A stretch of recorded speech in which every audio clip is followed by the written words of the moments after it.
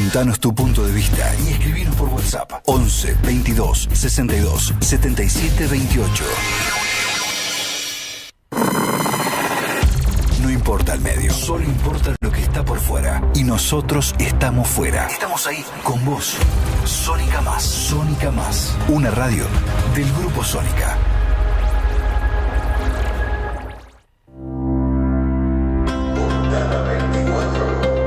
Portada 24. Un magazine dedicado a analizar la actualidad del país a través de sus protagonistas, columnas de opinión y entrevistas. Portada 24, con la conducción de Hernán Berizo.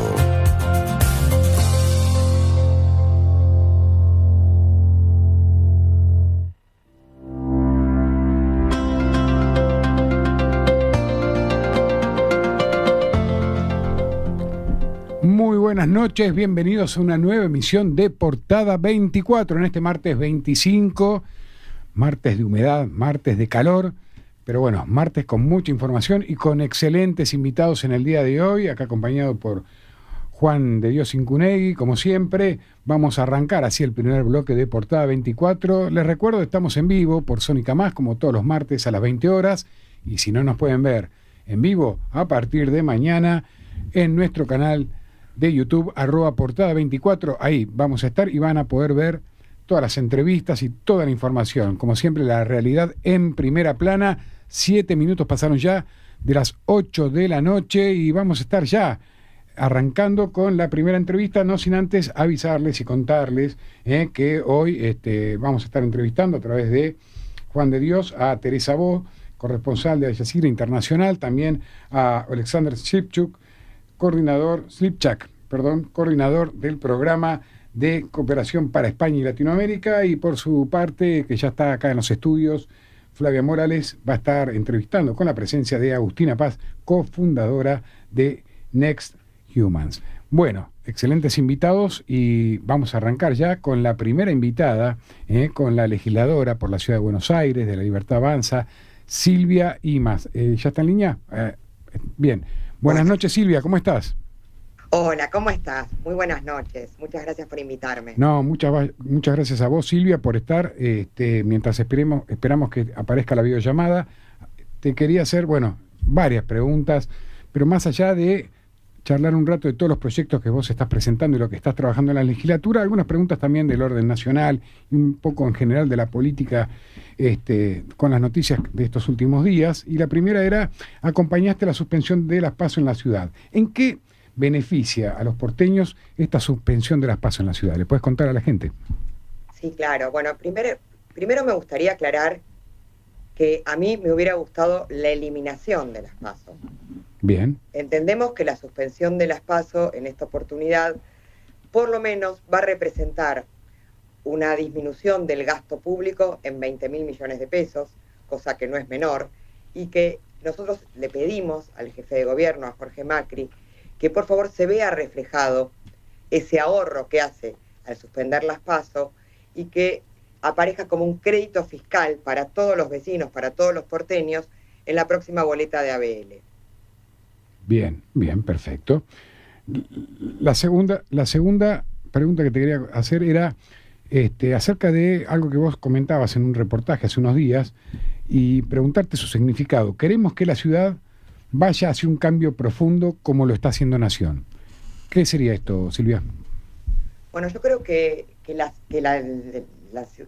país, que nuestra nación está yendo a un cambio profundo que refleja el voto de todos los vecinos, que masivamente demostró que quiere ese cambio, que no quería más seguir con esas viejas estructuras enquistadas en la política, lo que el gobierno llama la casta, ¿no? Exacto. Pero este asunto de terminar con los beneficios de la política, de que los políticos hagan política para los políticos, Bien. de espaldas a la gente. Yo creo que ese cambio que está llevando a cabo el presidente Milei también tiene que reflejarse en la ciudad.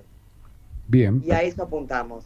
Este fue un poco el motivo, me adelanto a lo que me imagino será tu pregunta, de por qué dejé el bloque del PRO y pasé al bloque de La Libertad Avanza. Es que estamos alineados con este proyecto de cambio profundo, con este proyecto de reducción del gasto público, con esta responsabilidad fiscal, y queremos que la ciudad siga por esta misma línea. Bien, bueno, justamente como vos bien decías recién, yo te iba a consultar si el motivo de la fractura del bloque en su momento fue justamente el cambio de pareceres respecto a lo que significa el gasto público en la Ciudad de Buenos Aires. Vos me estabas respondiendo recién que justamente esto fue uno de los temas o el tema más importante por el cual se fracturó el bloque. Sí, claro. Bueno, ustedes saben que yo milito en el liberalismo desde hace más de 40 años. Así que, por supuesto que tengo un compromiso con estas ideas. Yo creo que es fundamental reducir el gasto, que es fundamental bajar los impuestos, que es fundamental trabajar para la gente y no para la política. Bien, y en esto que entonces, cuando recibimos el presupuesto, nosotros lo estudiamos concienzudamente, ¿no? Hicimos un trabajo importante y le planteamos todos los puntos que pensábamos que se podía reducir. Bien. ¿Por qué pensábamos en esto? Y hicieron oídos sordos a todas nuestras, digamos, nuestras propuestas, a todos los lugares. Y vemos que así no es, este no es el camino. Bien, perfecto, queda claro. Vos recién hablabas de todas las cosas en las cuales se está trabajando para la gente, y ahora sí quiero recaer un poco en los proyectos que estás presentando, que estuve leyendo algunos. Los comprobantes fiscales deben contar con la correspondiente discriminación de los impuestos, tasas, contribuciones. Presentaste un proyecto, o estás trabajando en un proyecto de transparencia fiscal. Contale a los porteños de qué se trata, por favor. Bueno, este es un proyecto que presenté en agosto, ya lleva un tiempo. Ya en Nación fue por ese camino. El proyecto implica que cuando vos recibas el ticket de tu compra, el ticket fiscal de tu compra, vos sepas cuánto estás pagando por el producto, por el servicio que estás comprando, pero también que discrimines qué impuestos estás pagando. Cuánto de ese precio corresponde finalmente al producto y cuánto a impuestos, discriminando impuestos locales de impuestos nacionales. Bien. ¿Por qué? Nosotros compramos galletitas y sabemos cuánto tienen de sodio, cuánto tienen de azúcar, tenés toda la discriminación de eso, pero vos no sabés de qué se compone el precio. Exacto. Me parece que es un derecho de la gente saber qué paga cuando paga. O sea, sería un poco como agregar a la ley de etiquetado que vos recién te referías, también otros datos que no están figurando hoy en la compra que hacen los consumidores. Exacto. Nosotros sabemos perfectamente de qué se compone el producto, pero no sabemos de qué se compone el precio. Exacto. Bien. No tenemos octógonos para los tickets. Perfecto. Que digan, siempre hago referencia a un meme que circuló, creo que en pandemia, que decía exceso en impuestos, ¿te acordás? Sí, me acuerdo. Bueno. Me acuerdo. Sí. Eso no lo tenemos todavía. Uno de los, sí, es verdad. ¿Te acordás, Juan? La ley de etiquetado. Silvia, crear el sistema de alertas mediante comunicaciones electrónicas. También estás trabajando en un proyecto de alerta celular. Así es. Mira, este proyecto lo presentamos ya hace un año. Todavía no tuvo tratamiento en la Comisión de Seguridad. Esto implica que ¿sabes cuándo se me ocurrió este proyecto? No sé si se acuerdan aquel temporal impresionante en la ciudad, creo que fue para diciembre del 23, que se voló el techo de la Breche. Me acuerdo, sí. Bueno, a lo mejor un poco a veces uno se toma ejemplos de la vida cotidiana de tu propia familia. Mis hijas de casualidad no estaban en la Breche. Y digo mis hijas que tienen 16 y 19, que vos no ven la tele, no saben lo que es prender la tele a ver cómo va a estar el tiempo. Exacto. Para saber si hay alerta roja, si hay alerta naranja, si va a hacer calor. Ahora, todo el día están con el celular. Aunque uno reniegue, todo el día están con el celular. Entonces, lo que yo proponía era este sistema de alertas que entra por el canal de emergencias de los celulares, ¿sí? Entonces, cada terminal telefónica va a recibir un mensaje que diga alerta por granizo, alerta por tormentas fuertes, en determinado lugar. Esto es muy importante, porque como se puede, mediante las antenas, estar definiendo cuál va a ser la zona afectada, solamente las personas que están con la terminal en esa zona determinada van a recibir el mensaje. Exacto. Entonces, les permite salir a guarecerse, salir de, no sé, si estás con el auto, sabes que si te tenés que si hay árboles, si puede el riesgo de que se te caiga un árbol encima, bueno, era para esto. Además, y hoy lo vemos desgraciadamente con el caso nuevo de este chiquito, como fue con el caso Logan, que también sirve para avisar personas desaparecidas, se utiliza mucho en otros lugares del mundo, en Estados Unidos, se utiliza muchísimo cuando un adulto mayor se pierde o se escapa, sale del ámbito de su familia, no lo pueden ubicar, entonces se avisa mediante este sistema de alertas también, según ellos tienen la alerta ámbar cuando un chiquito también desaparece, digamos, se puede usar para muchas cosas. Sinceramente, para serte completamente sincera, cuando a mí se me ocurre este sistema de alertas a celulares, iba dirigido a catástrofes meteorológicas, a riesgos reales que podían producirse pero bueno, claramente se puede ampliar a cualquier otra situación, ¿no? Perfecto, clarísimo. Silvia, concientizar a los jóvenes sobre el accionar y las consecuencias del terrorismo internacional y el extremismo, proyecto de jornadas de concientización, y más allá de este proyecto, después Juan te quiere hacer una consulta sobre este tema, pero bueno, ¿en qué consiste este proyecto de concientización, Silvia? Bueno, el año pasado, el año 24, se cumplieron 30 años del atentado a la AMIA. Un atentado, como fue también el de la Embajada de Israel, del terrorismo internacional en nuestra ciudad.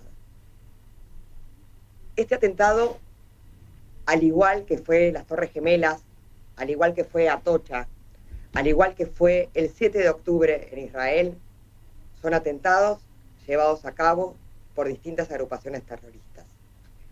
Nosotros fuimos víctimas 2 veces, y yo quiero que los jóvenes sepan cuáles son los riesgos del terrorismo en nuestro país y en el mundo.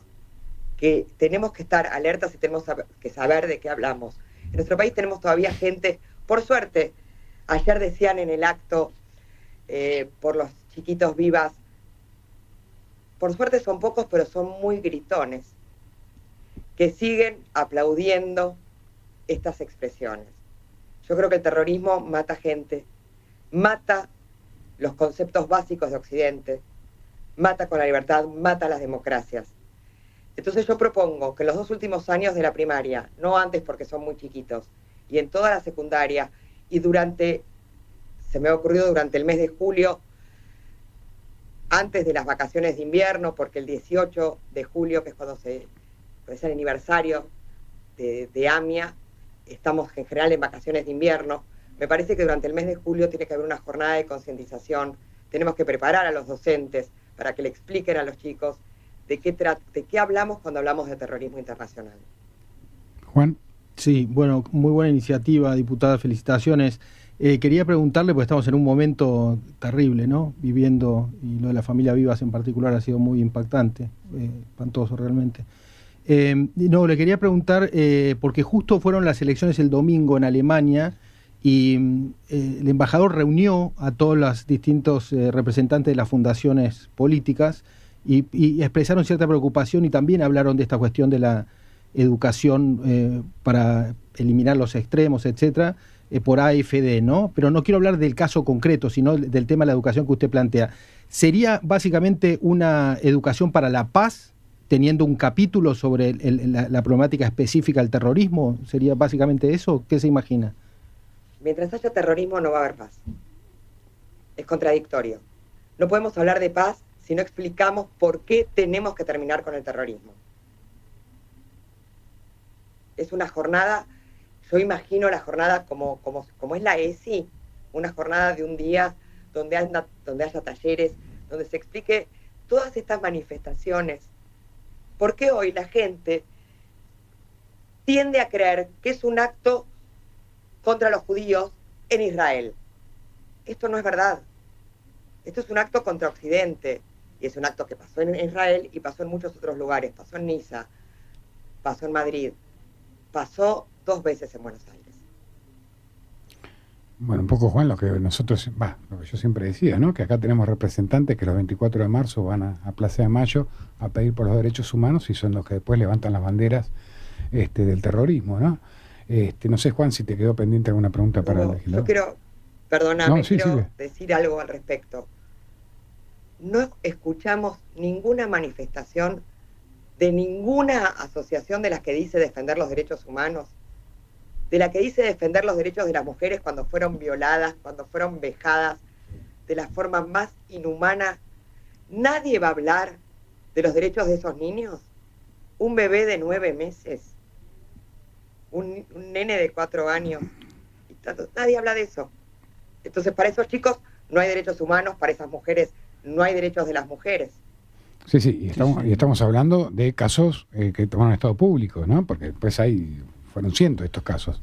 Sí, no, que definitivamente los derechos humanos no tienen desde ningún punto de vista, digamos, no cuestiones partidarias ni nada por el estilo, ¿no? La violación de los derechos humanos definitivamente es una aberración, así que totalmente de acuerdo. Y con lo que dice usted de la paz y del terrorismo, yo creo que tal vez las dos cosas son importantes, ¿no? La lucha, el combate contra el terrorismo claramente, y también una educación para la paz, me parece importante, erradicado si usted quiere el terrorismo, ¿no? Pero es importante, pero entiendo en el contexto y sobre todo por la cita de los 12 atentados que sufrió nuestro país, usted habló del ataque a las Torres Gemelas, de Atocha en Madrid, y obviamente el 7 de octubre del 2023, que fue un ataque brutal, además, que todos hemos visto, porque la aberración incluyó también imágenes espantosas del ataque.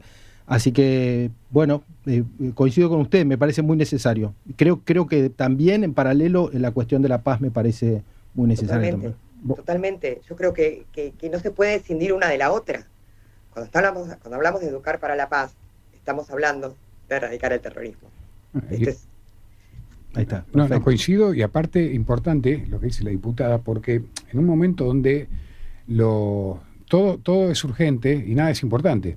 Entonces estas cuestiones entre ficha limpia, las PASO, la interna del PJ en provincia, quedan ahí flotando, y muchas veces lo que decimos, si no lo digo porque esté la legisladora, en general lo digo siempre, y a vos, Juan, que has trabajado también en el Congreso, la importancia de que la gente sepa que mientras suceden cosas, hay legisladores que están trabajando para legislar y están trabajando en proyectos que muchas veces la propia inoperancia de algún presidente de comisión que no da lugar a que se genere un dictamen y pueda salir esto adelante. Así que nosotros también, Silvia, en este programa tratamos de velar porque se sepa el trabajo que se está haciendo, tanto en el Congreso como en las distintas legislaturas, porque se está trabajando, y muchas veces no son noticias de tapa, cuando realmente son noticias que beneficiarían a un montón de gente. Y en ese sentido, y no me quiero ir del tema internacional, presentaste un proyecto para cambiar de nombre a la calle Palestina. Bueno, a ver, yo iba a presentar un proyecto para cambiar el nombre de la calle Palestina. No lo presentaste. Es verdad. Bien. Hubo dos inconvenientes. Primero, la gente masivamente en las redes estaba reclamando que se llamara Familia Vivas. La calle Estado de Palestina se llamará Vivas. O sea, es que esa calle, por ordenanzas, pasó a llamarse Palestina, y después le agregaron, creo que fue en el 2013, si mal no recuerdo, el nombre Estado de Palestina, que es un desacierto porque Palestina no es un Estado. Según el derecho internacional, no tiene las características de Estado. Dicho esto, yo entiendo que las primeras víctimas de agrupaciones como Hamás son los mismos palestinos. Hay que empezar por la falta de libertad absoluta que vive la gente en Palestina.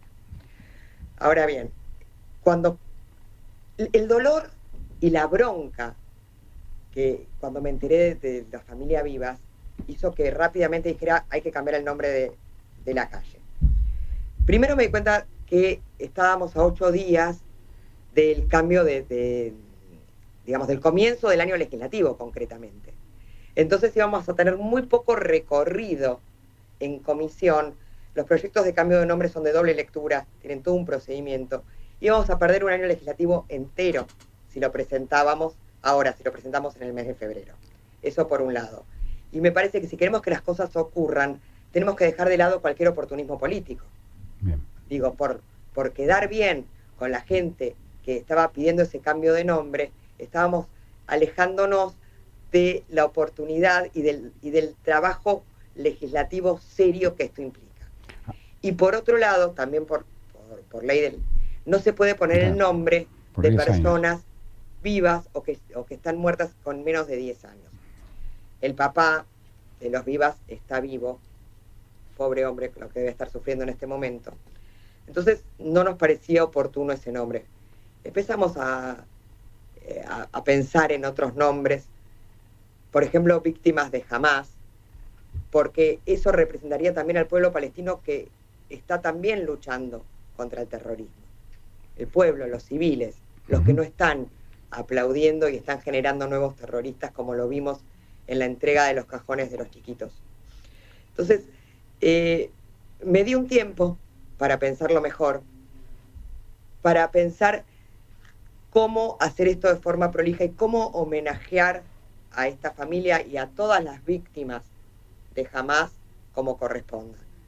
Así que el 1 de marzo seguramente o iremos por el cambio del nombre, yo entiendo que ya se presentó otro proyecto en este sentido, o a lo mejor iremos por un homenaje en alguna plaza que sea símbolo de esos chicos que deberían estar jugando hoy juntos en una plaza y no como están sin vida.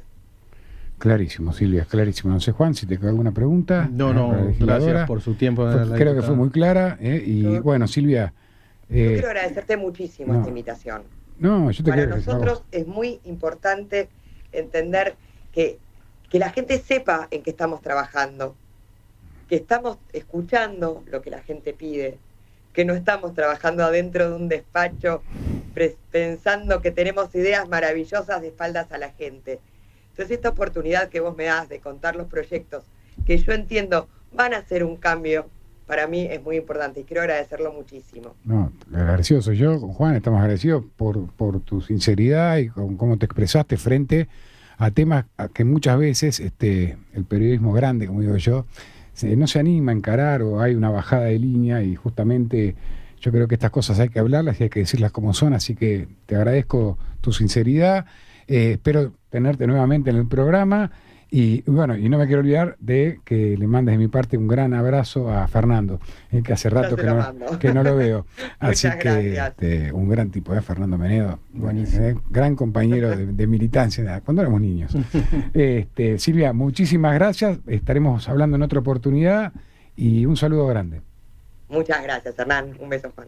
Adiós. Chao, hasta luego. Y así pasaba entonces la legisladora por la Ciudad de Buenos Aires, Silvia Imaz, que tocó un tema, viste, Juan, que de pronto estaba fuera del libreto, ¿no? Yo creo, que no tuve tiempo para decirle, pero que es muy importante que las legislaturas provinciales y la legislatura de la Ciudad Autónoma de Buenos Aires toquen temas, aunque parezca que no, que son temas globales porque afectan la vida de los ciudadanos, ¿no? Entonces, por ejemplo, el terrorismo internacional afecta la vida y se tienen que ocupar todas las dimensiones institucionales, las ciudades, las provincia, la nación, se tiene que hablar de estas cosas abiertamente. Aparte es un tema, de modo democrático. Es un tema de concientización, justamente. Exactamente, así es. Bueno, 29 minutos pasaron, Juan, de las 8 de la noche. ¿A quién tenemos después del corte?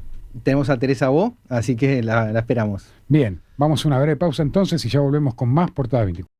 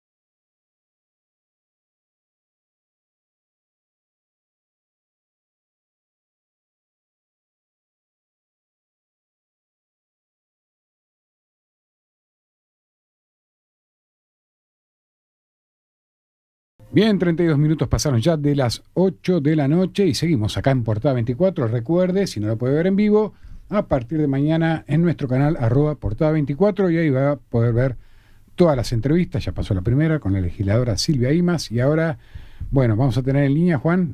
Sí, vamos a tener la hermana Teresa Bo. Es una mujer con una gran experiencia personal, con mucho vivido. Es corresponsal de Al Jazeera Internacional. No sé si está aquí. Bueno, qué maravilla. Hola Teresa, ¿cómo estás? ¿Qué tal? Muy buenas noches. Bueno, aquí estamos con Hernán Berizo y sinceramente te voy a presentar como corresponsal de paz, que te he escuchado por ahí decir eso. Y la primera pregunta que voy a hacerte, estamos contentos de que estés aquí para escucharte, es un poco resignificar el rol de los corresponsales y vos con tu experiencia personal, qué significa hacer lo que haces, no solo para vos personalmente, sino cómo crees que eso contribuye, digamos, un poco al resto, aquellos que reciben las coberturas tuyas y del canal, ¿no? de Al Jazeera. Bueno, yo creo que el poder estar en zonas de conflicto, el poder hablar un poco con ambos lados de los conflictos. Por eso hablo de corresponsal de paz, ¿no? Simplemente porque creo que a veces, muchas veces se le da una enorme grandilocuencia a los corresponsales de guerra, ¿no? Y la verdad que a mí, al menos en mi trabajo y cuando se puede, me parece muy importante mostrar los dos lados de la historia, mostrar empatía por el sufrimiento de los dos lados de la historia, que siempre hay uno, o por lo general hay uno, no siempre, pero por lo general hay uno. Y me parece importante tejer puentes, poder explicar lo que le pasa a unos y a otros. Y bueno, creo muchísimo en eso, ¿no? Yo estudié en Estados Unidos, hice una maestría en resolución de conflictos armados y ya en esa época trabajábamos mucho por ejemplo, en la guerra civil en Ruanda, poder mostrar lo que le pasaba a los Hutus, a los Tutsis, que eran las víctimas en ese momento, o la gran parte de las víctimas eran Tutsis. Y hacíamos un programa de radio que era una especie de Romeo y Julieta en donde se trataban de entender los dos, ¿no? Y bueno, y siempre eso lo apliqué un poco al tipo de periodismo que yo hago, en lo que yo creo. Creo que estar en el terreno, estar en un conflicto, el mostrar lo que pasan las víctimas civiles, el mostrar que todos son hijos de alguien, todos son padres de alguien, todos son hermanos de alguien, humanizar a esas víctimas, ¿no? Que ninguno son perros, animales, como se ha llamado a diferentes grupos en diferentes momentos de la historia, me parece muy importante. Entonces creo que eso es lo que tratamos de mostrar, ¿no? Además, obviamente, de la denuncia, además, obviamente, del compromiso, además, obviamente, de cuestionar en muchas oportunidades a los que tienen el poder. Pero bueno, soy una convencida en eso, ¿no? Y por eso sigo haciendo lo que hago hasta el día de hoy. Qué importante. Vos sabés que estuve en Ruanda y en el cementerio, uno de ellos, donde están enterrados 250.000 de casi 1 millón de personas tutsis muertos a machetazos, ¿no?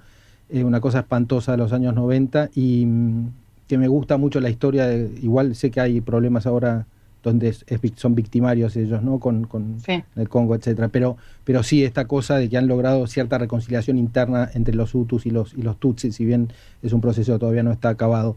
Pero, mirá, yo te quiero hacer una pregunta que seguramente es difícil, pero es importante escucharte a vos. Con las cosas que has vivido, después quiero hablar un poco de la región también, de Haití, de Venezuela, fundamentalmente hay otras cuestiones también, pero de esos dos países, con dos realidades muy distintas. Te quiero preguntar si vos crees que no hay que bajar los brazos y que se puede tener esperanza pese a las cosas que has vivido, a las cosas espantosas que has visto. Me interesa mucho qué es lo que pensás, qué es lo que sentís con respecto a esto, ¿no? Bueno, yo soy periodista y el trabajo que hago está con el compromiso de la información, de la verdad, de tratar de ser lo más parcial posible, ¿no? Digo lo más parcial porque obviamente, ¿no? Hay veces que uno cubre una historia y ve diferentes tipos de situaciones que te pueden indignar más o menos y te tocan como ser humano, pero por supuesto que creo en la esperanza y creo en el trabajo que uno hace. Yo no soy parte del conflicto y uno con la experiencia, con los años, aprende a navegar el conflicto de una manera distinta de lo que por ahí lo haría una víctima o una persona que es parte de eso. No sé, me parece como que eso es lo más importante, ¿no? Yo voy a un conflicto, trato de aislarme a veces, trato de tomar distancia, trato de no comprometerme en muchas oportunidades porque también uno pierde la objetividad. Y me ha pasado que muchas historias que eso me costó mucho. Tuve momentos de indignación, cuando uno se indigna con algo que decís, ¿cómo puede ser? Especialmente cuando me enojo mucho suele ser con la comunidad internacional, ¿no? Por la falta de percepción de determinadas situaciones. Pero bueno, yo no soy parte del conflicto, ¿no? Los que verdaderamente sufren, los que verdaderamente lo padecen, los que verdaderamente son víctimas de una guerra, son esos, son los civiles en su mayoría, ¿no? Porque después uno a veces tiene un bando o el otro de un conflicto armado, pero bueno, yo estoy ahí porque elijo estar ahí, no porque no me queda otra. Hay mucha gente que tiene que escapar, que se tiene que poder ir, que tiene que ser un refugiado. Yo elijo ir porque creo que eso se tiene que contar y obviamente si lo hago es porque tengo un compromiso enorme con mi trabajo. Excelente. ¿Cómo hacer para quitarse tanto prejuicio y tanta cosa que obviamente nos impacta a todos, sobre todo porque la información no es clara, también hay mucha manipulación, lo que hoy llamamos fake news, etcétera? ¿Cómo hacer para tener un corazón noble, ¿no? de ver los conflictos de una manera, cómo contribuir a la paz, en definitiva, ¿no? Y esto es una dimensión que para mí individual, pero además obviamente los líderes son los que tienen la responsabilidad. Te digo esto porque estuve no en Haití, estuve en La Española, en República Dominicana, en Santo Domingo, y obviamente está como su vecino, ¿no? Haití, y lo primero que me di cuenta, que obviamente ya lo sabía, pero muy fuerte, es cómo hay toda una población trasplantada de África, ¿no? Que es terrible también pensarlo, no hace tanto tiempo, hablamos hace 600 años, no es poco tiempo, no es mucho tiempo, es poco tiempo desde mi punto de vista, ¿no? Y lo otro, esta cosa de las visiones, ¿no? Hablé con muchos dominicanos que hasta le tienen un temor a los haitianos tremendo por cuestiones de brujerías, bueno, un montón de cosas, entonces creo que es muy complejo, ¿no? Sé que Haití está en una situación dramática, ¿no? Extrema. Bueno, hay un dicho que dice que lo primero que se pierde en una guerra es la verdad, ¿no? Y creo que hoy en día, con lo que estamos viendo, ¿no? Con la manipulación, con las noticias falsas, con que cada bando quiere que se los escuche a ellos y no el otro, y que si le das voz al otro se enojan con uno porque te acusan de tomar partido, porque... Digamos, creo que particularmente hoy el tema de las redes sociales, de la inmediatez de la información, hace que todo esté como mucho más expuesto, ¿no? Las noticias vuelan, hay muy pocos que chequean la verdad. Hemos visto lo que han hecho ahora los CEOs de muchas de estas redes sociales, en donde el fact-checking, que es algo fundamental, ¿no? En el periodismo, el saber qué es verdad y qué no, se ha perdido en muchas cosas, y por eso creo y refuerzo cada día más lo que es el compromiso a la información en serio, ¿no? A lo que es verdad. Y muchas veces decir lo que es esa información enoja, y enoja mucho, y es muy difícil, y se te ataca por redes sociales, y se te ataca por otro lado. Entonces es un momento complicado. Con respecto a Haití, yo estuve en Haití hace un poco más de un año y pico. Es un país que está en guerra, pero está en guerra en una especie de zona tomada. Vos vas a Puerto Príncipe y la capital está totalmente tomada por bandas armadas, no puedes circular por la calle porque te encontrás con chicos de 12, 13 años, muchas veces drogados, armados hasta los dientes. Están tratando de avanzar y tomar el control sobre la capital. Naciones Unidas ahora envió lo que es una fuerza internacional lidiar junto a la Policía Nacional Haitiana contra las bandas armadas. Pero es una situación terrible, ¿no? Porque el impacto entre los civiles, tenés un 50% de desnutrición, tenés a chicos que no pueden ir al colegio hace ya años, tenés los hospitales totalmente colapsados. Yo entré al Hospital Central de Haití y había pacientes abandonados, que no tenía nadie que los alimente, chicos abandonados, discapacitados, porque no había nadie que los cuide. O sea, una situación humanitaria catastrófica, ¿no? Y la comunidad internacional que no termina de verlo, que no termina de accionar, porque tal vez es una guerra que no importa tanto, ¿no? Es una guerra que pasa desapercibida, es una situación que pasa desapercibida, no es Gaza-Israel, no es Ucrania, no hay tanta política involucrada, y sin embargo hay miles y miles y millones de personas que sufren todos los días. Con respecto a lo que son los prejuicios en República Dominicana, yo estuve mucho tiempo en la frontera entre República Dominicana y Haití. Vi de la manera en que están deportando gente desde República Dominicana, los meten en literalmente jaulas, que vos lo mirás y te trae el dolor más profundo que podrías sentir a ver cómo a las personas se las trata como animales, ¿no? Y yo me acuerdo que hice reportajes muy críticos con República Dominicana en ese momento por cómo se trataba a la gente, ¿no? Era gente que en algunos casos habían nacido en República Dominicana, estaban con bebés muy chiquitos, que se los estaba mandando a un país en una situación humanitaria terrible, ¿no? Entonces me parece que destacar o exigir humanidad a veces también es nuestro rol, ¿no? El humanizar a esas personas que no son animales, ni mucho menos. Al mismo tiempo entiendo la dificultad que tiene Dominicana para lidiar con una situación como esa. La gente tiende a escapar ahí, eso es una isla, la gente o se sube a balsas para escaparse, o trata de cruzar la selva del Darién entre Colombia y Panamá para llegar a Estados Unidos, o se van a Dominicana para escaparse de la guerra, ¿no? Entonces entiendo la complejidad que es para Dominicana, pero también creo que podrían hacer mucho más para tratar a la gente de un país en un conflicto casi que eterno para lidiar con la situación actual. Solo un comentario para terminar con este tema de Haití, que realmente yo he escuchado, sí, autoridades ahora, porque estuve en el Congreso de República Dominicana, donde muchos políticos e inclusive empresarios, etcétera, demandaban que República Dominicana se involucre en la solución de Haití, ¿no? Así que también debo decirlo porque los otros comentarios eran de gente común, digamos, de ciudadanos, pero sí he escuchado que ven como solución tener que involucrarse. Hay 2 millones de haitianos, es un problema que no... una desgracia que no se va a ir, ¿no? Hernán. Teresa, buenas noches. Bueno, gracias por estar en Portada 24 y un poco para sacar focalizadamente alguno que otro conflicto. Y en base a lo que vos estás diciendo, tu trayectoria, tu experiencia, uno ve muchas veces distintos foros en el mundo donde los líderes se abrazan, hay acuerdos, y sin embargo, lo que vos estás contando, que no es de ahora, que viene ya de vieja data, ¿vos qué sentís ya como persona? Los seres humanos, la humanidad, está más fanatizada que antes. Hay un gran delay entre lo que son los grandes anuncios de los foros internacionales y lo que vos nos estás contando. Como seres humanos, ¿la humanidad ha avanzado en algo o cada vez tendemos más al conflicto? No, yo creo que a ver, cuando uno mira cómo se vivían las guerras en la Segunda Guerra Mundial, ¿no? En donde veíamos millones y millones de muertos y veíamos determinado tipo de situaciones, yo creo que el mundo ha avanzado, al menos hay lugares de queja, hay lugares de condena, hay lugares de denuncia que tal vez antes no existían. Creo que hoy estamos viendo una situación de un ataque muy, muy fuerte a las organizaciones internacionales, especialmente logradas después de la Segunda Guerra Mundial. Me refiero a Naciones Unidas, ¿no? Estamos escuchando a Trump, a Milei en Argentina, en otros lugares, en un ataque constante a Naciones Unidas. Yo he visto mucho el trabajo de Naciones Unidas y de sus agencias, ¿no? En el terreno. UNICEF, el Programa Mundial de Alimentos, y siempre fui de las que los criticó mucho, es decir, porque seguramente se podía hacer mucho más, ¿no? En un lugar en los que fui muy crítica fue, por ejemplo, en Afganistán. Pero al mismo tiempo creo que son lugares en donde al menos se intenta hacer algo, ¿no? Entonces, me parece entre destruir a una organización y decir esto tiene que cambiar, hay un camino largo, ¿no? En el que se pueden mejorar las cosas, en el que se puede trabajar, en el que se puede trabajar humanamente, en el que no es olvidarse de lo que está pasando en una situación, en un conflicto. No nos olvidemos que cuando la gente escapa, hay una agencia de refugiados que está ahí con una carpa, está con una comida, está con un médico, porque si no estarían o tirados en la calle o estarían tirándose a un mar tratando de llegar a Europa en su mayoría o tratando de llegar a otro lado.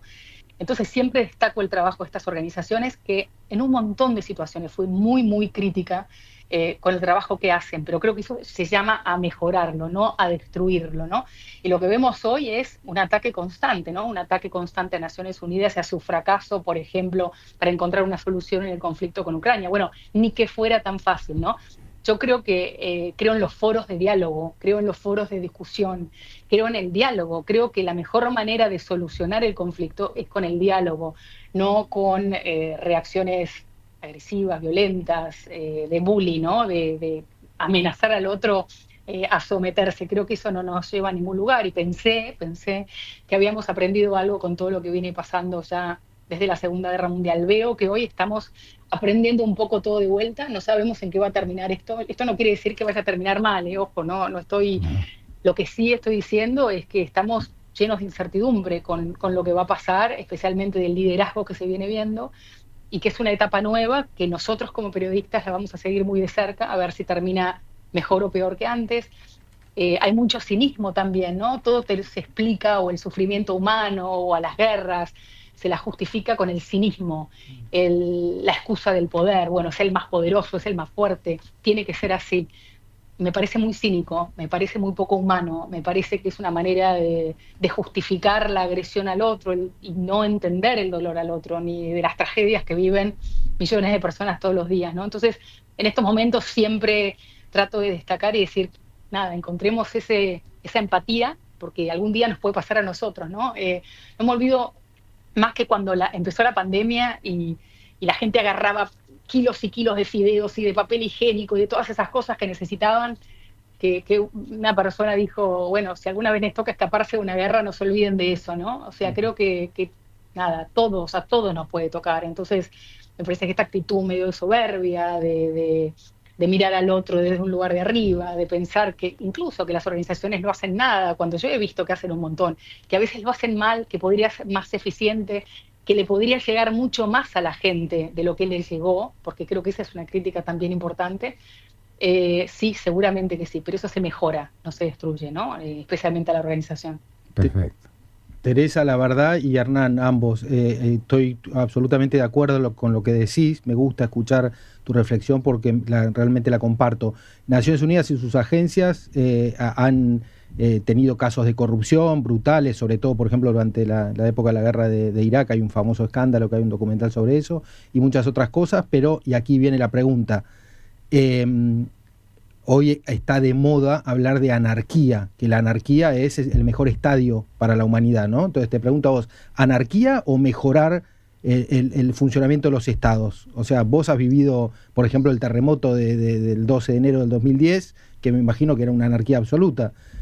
¿Cuál es la respuesta a eso? ¿Qué necesitamos? ¿Mejora de que funcionen las cosas bien o hay que tratar de quitar y que nos resolvamos las cosas entre nosotros directamente?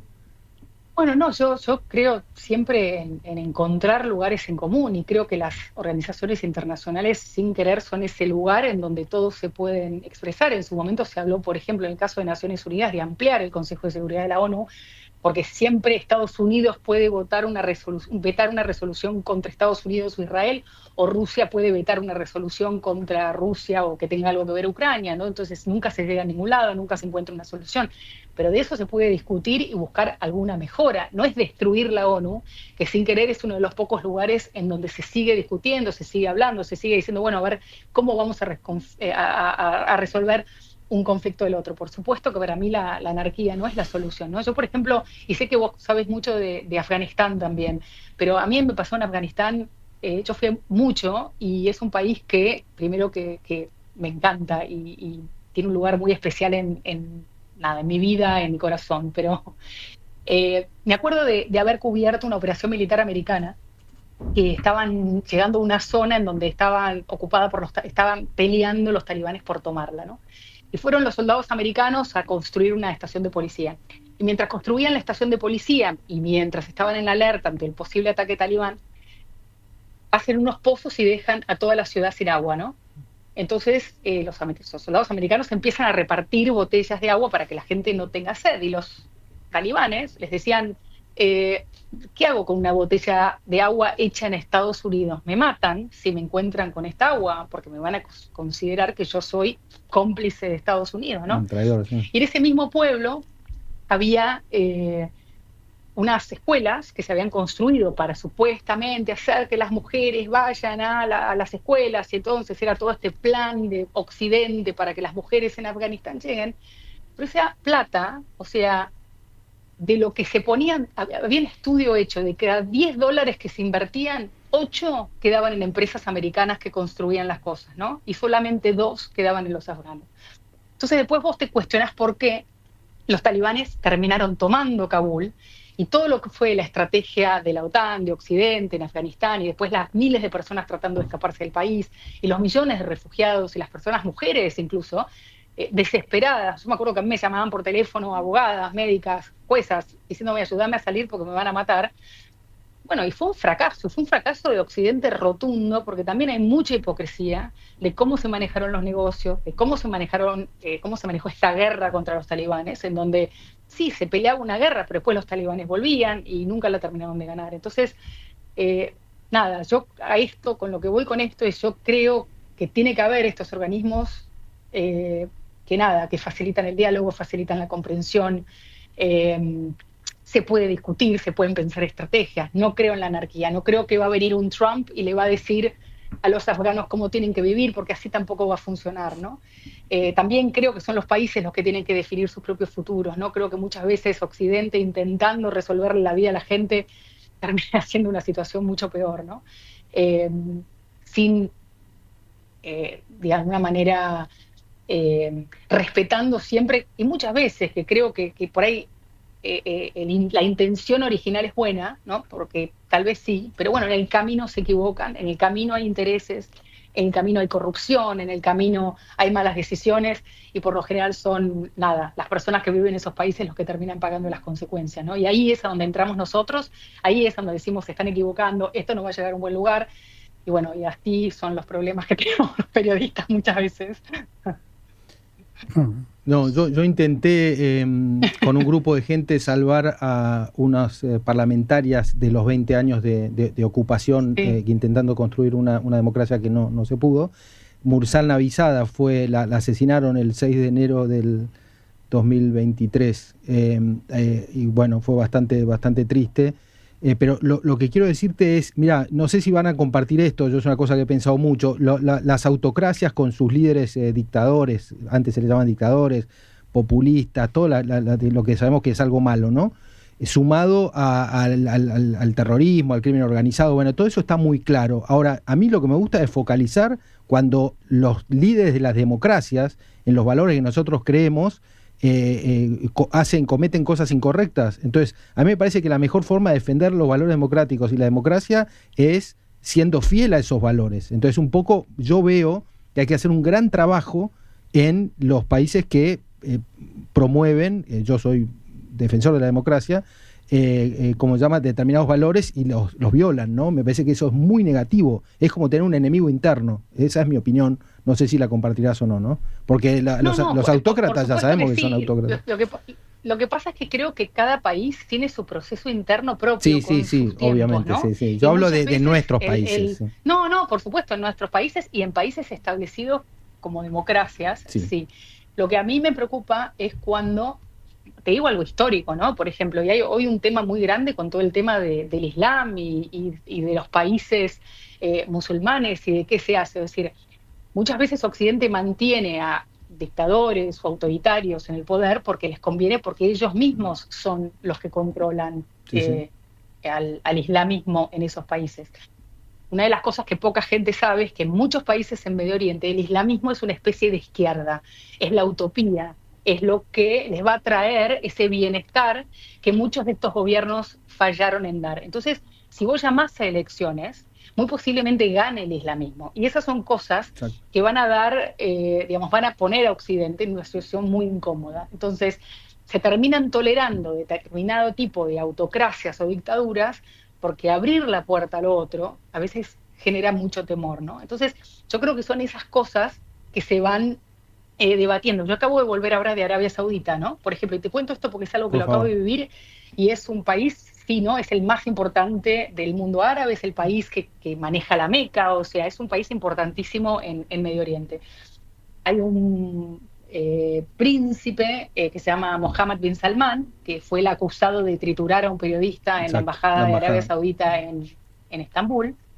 Bueno, que hoy vos hablás con las mujeres en Arabia Saudita y lo adoran. Y te hablan, Mohammed bin Salman es lo mejor que nos pasó. ¿Por qué? Porque desde que él llegó al poder, las mujeres ahora pueden manejar, las mujeres ahora no tienen no necesitan un permiso de viaje de sus maridos o de sus padres, tienen muchas más libertades, no tienen un velo forzado, entre otras cosas, ¿no? Al mismo tiempo decís, ¿a qué costo? ¿No? A un costo de una persona con una mano dura terrible, a una persona que encarcela a todos los clérigos musulmanes o los asesina, porque también está eso, no hay ejecuciones. Entonces yo creo que todos nosotros mirando desde afuera, se va preguntando y decís, bueno, o sea, ¿con qué nos quedamos? ¿No? Es una situación, es entre el brutalismo o la agresión o el islamismo extremo por un lado y por el otro lado una situación más dictatorial que te deja más cómoda porque controlan a los otros, pero que al mismo tiempo, no sé, yo creo que son los debates, ¿no? Cerramos con esto y tal vez lo que vos haces, que es mostrar todo, lo bueno y lo malo. Sí, lo bueno y lo malo. Yo creo, y tratar también de demostrar que muchos de estos lugares, así como lo somos nosotros, están con procesos abiertos que muchas veces no se ven, pero que se van dando cambios, que se van dando mejoras en el caso de las mujeres, pero que se hacen a costa de algo también, ¿no? O sea, que no pasan en un lugar en donde se votó y se decidió que ahora las mujeres van a... ¿Por qué no? Porque la oposición conservadora en muchos países árabes y muchos países musulmanes es brutal. Por supuesto, muy poderoso. Y creo que... entonces, bueno, nada, es un poco de lo que está pasando en Medio Oriente hoy en día, y creo que hoy está mucho en la boca de todos, especialmente desde que pasa lo que está pasando entre Israel y Gaza, lo que pasa, por ejemplo, con los musulmanes yendo a Europa, lo que pasa, o sea, creo que son estos grandes debates que bueno, que hay que ver en qué terminan, ¿no? Teresa, se nos acabó el tiempo, pero te queremos invitar otra vez para que nos hables también historias del territorio comanche, que sé que con tus colegas. Excelente. Muy bien. Qué placer tenerla aquí. Muchas gracias, Teresa. Felicitaciones por lo que haces. Acá estamos para hablar con ustedes. Bueno, gracias muchas por el gracias. tiempo. No, gracias. Felicitaciones. Excelente, muy buena nota. La verdad, Juan, como siempre, se nos sorprende, pero queda mucho para pensar, ¿no? Y muchas preguntas también. Qué difícil, ¿eh? Cuando hay extremos, justamente hablando de los extremos y todo ese mundo que vos conocés muy bien, y da mucha tela para cortar y mucho para hablar sobre la situación que se vive en el mundo. Por eso yo le preguntaba, ¿viste? Mi aporte, porque yo a veces siento que estamos involucionando, que no estamos evolucionando. Bueno, es importante estar atentos, así que está muy bien lo que decís. Y esos conflictos que hoy son... Y activos. Hoy son tapa, y que uno de pronto empieza a oler que puede desatarse otros conflictos, quizá como entre China y Taiwán, Corea del Norte, y es el cuento de nunca acabar. Pero bueno, excelente nota. Vamos ya a terminar este primer bloque de Portada 24 con un contexto de lo que pasa en la ciudad, de un contexto de lo que pasa en los conflictos armados, en este caso en el planeta Tierra, que muy bien describía recién Teresa. Bien, 59 minutos pasaron ya de las 8 de la noche. Ya vamos a entrar en el segundo bloque con la presencia de Agustina Paz, cofundadora de Next Humans, reportaje que va a hacer nuestra amiga y columnista Flavia Morales, que ya está en el piso. Breve pausa y ya volvemos con más.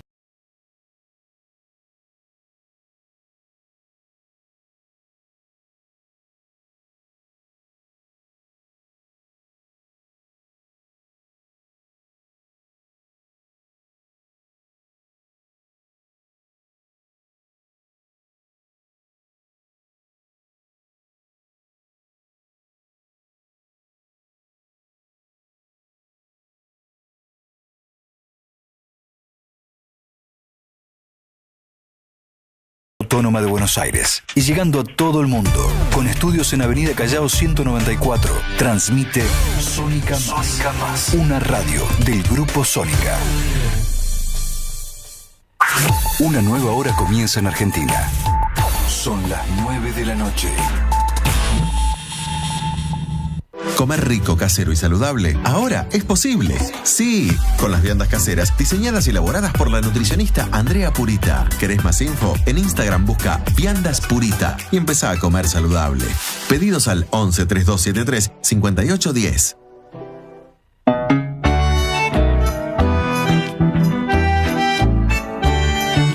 Yerba la buena, buenas historias.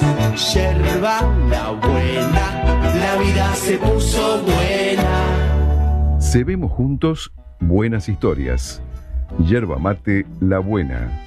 En supermercados, almacenes y dietéticas. Y en Instagram, @labuenayerba-mate. Yerba la buena, la vida se puso buena. Escuchá, graba Radio Show en vivo con la conducción de Aníbal Larribité y el mejor equipo de panelistas. Todos los sábados de 15 a 17 por Sónica Más. Para tu fiesta, solo te toca armar la lista de invitados. En Blair nos encargamos del resto. Blair. Salones completamente equipados para que tu evento esté a la altura de tus expectativas. Servicio personalizado, cumpleaños, casamientos, eventos empresariales y sociales. Blair, traenos tu idea. Nosotros la convertimos en realidad. Blair Eventos. Kramer 1106, Belgrano, Freire 1541, Colegiales, San Nicolás 4552, Devoto, Charcas 4188, Palermo, Nazca 4051, Pueyrredón. Encontranos en Instagram como Blair Eventos. Encontranos en Facebook, @Sónica Radio. En la vida hay una verdad. Lo bueno siempre se queda. Por eso te presentamos Ognaug, una cerveza artesanal que viene a quedarse en tu vida. Elaborada con amor y delicadeza, intentando conquistar tu paladar. Con su sabor único a frambuesa. Estamos para acompañarte en los malos y buenos momentos. Disfrútala solo o con amigos. Ognaug, una cerveza para tu vida. Pedila a nuestro WhatsApp +549 388 520 2362. Envíos a todo el país. Seguinos en TikTok, Instagram y Facebook como @Ognaug23. No te quedes sin la oportunidad de probar nuestra cerveza hecha en nuestro norte argentino. Vacía y cepilla los recipientes que acumulen agua.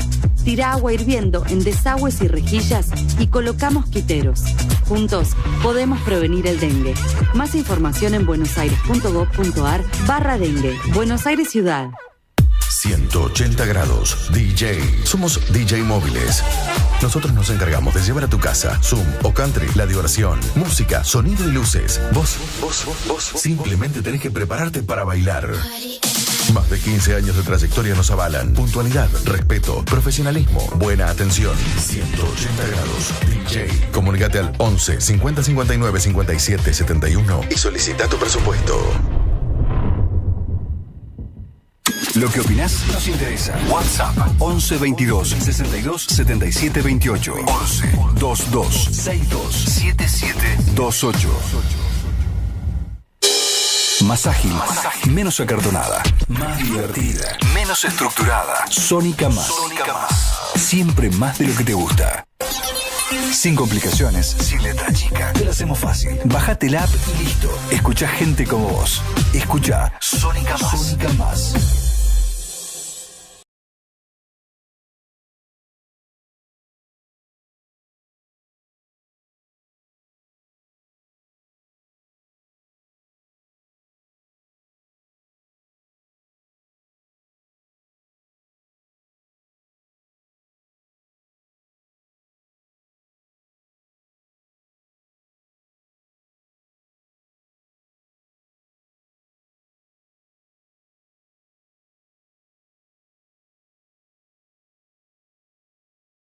Bien, 5 minutos pasaron ya de las 9 de la noche. Esto es Portada 24. Recordá, estamos en vivo por Sónica. Y si no nos puedes ver en vivo, a partir de mañana en nuestro canal de YouTube, @Portada 24. Todas las notas, todo lo que hablamos hoy y también los programas anteriores en @Portada 24 en nuestro canal de YouTube.